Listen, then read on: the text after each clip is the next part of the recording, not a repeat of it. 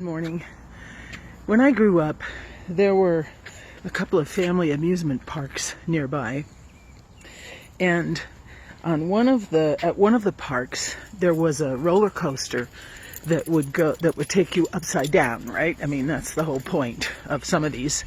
And it was called Montezuma's Revenge, which should have been a warning right there. But I remember that I never wanted to try it. I'm not a big roller coaster fan to begin with. And it doesn't matter how much I know about the science of momentum or of gravity for me to set aside my fear and worry about falling out or having a car go sideways on those tracks. Some of us may feel right now that that's kind of what we're experiencing during this time of pandemic, that in some ways we feel like we're not sure if our life is going off the track.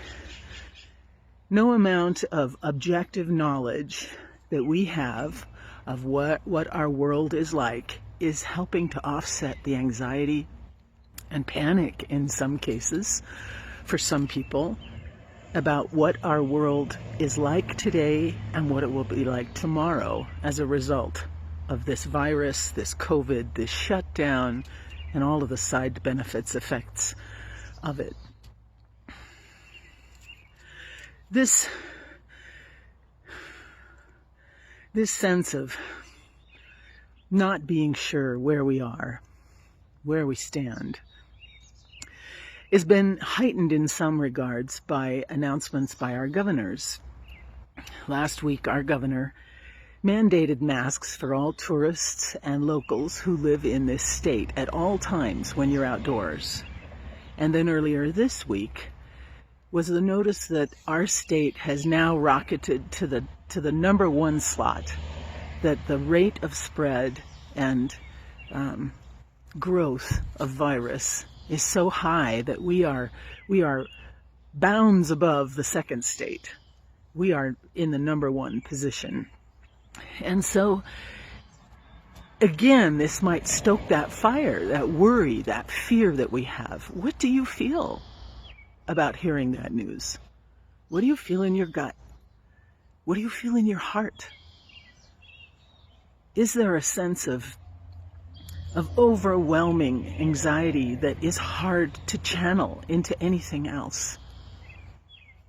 We are feeling sometimes like the ground is moving beneath us so quickly that the things that we encounter because of this virus, we feel like we can't find a steady foothold.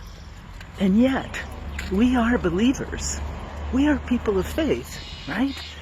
We believe in things that are not seen. So let's think for a minute about that ground that doesn't shift beneath our feet. That presence of the divine that is always there, even when everything else in our world feels like it's falling apart. If we think about the apostles, they struggled with the same thing. They asked Jesus, "Look, Jesus, show us the Father," because they couldn't see or grasp the treasure that was right in front of them. So often it's the same for us. It's a human dilemma. Show us what we can't see. Give us the conviction and the certainty of where all the world does is give us uncertainty. We can't make any plans. We can't know anything ahead of time. Sometimes we may feel like the person who's just so panicked that we're batting away the hands that are trying to help us, just flailing because we're uncertain as to what happens next. But I want you to think for a minute about God, about the divine, about this ground beneath your feet that does not shift.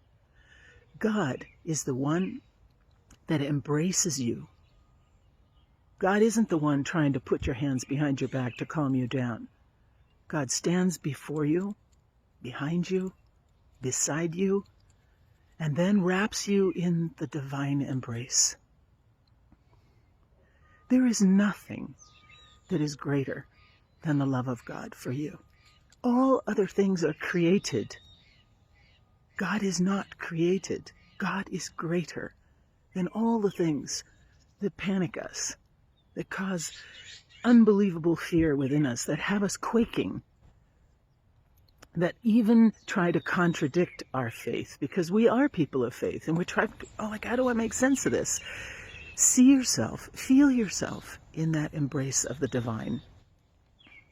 Nothing is greater than that love. No person, no situation, no pandemic, no disease is greater than the love that God has for you. Now, God doesn't tell you there's nothing to be afraid of, right? That would be patronizing. There are things to be fearful of. But as believers, we reach very deep, and we believe that even those things that could cause fear can't compete with that overarching providence, that care that God has for us, that love that safeguards ourselves, safeguards those we love, that we are in the embrace of God, that God's got you. And if God's got you, nothing else can have you. Don't let this pandemic unsettle you to the point where you lose your peace. Breathe. Focus. Trust in that embrace of God. And all else happens outside of that embrace. That the love of God is the primary protection you have. Nothing can touch you. You belong to God.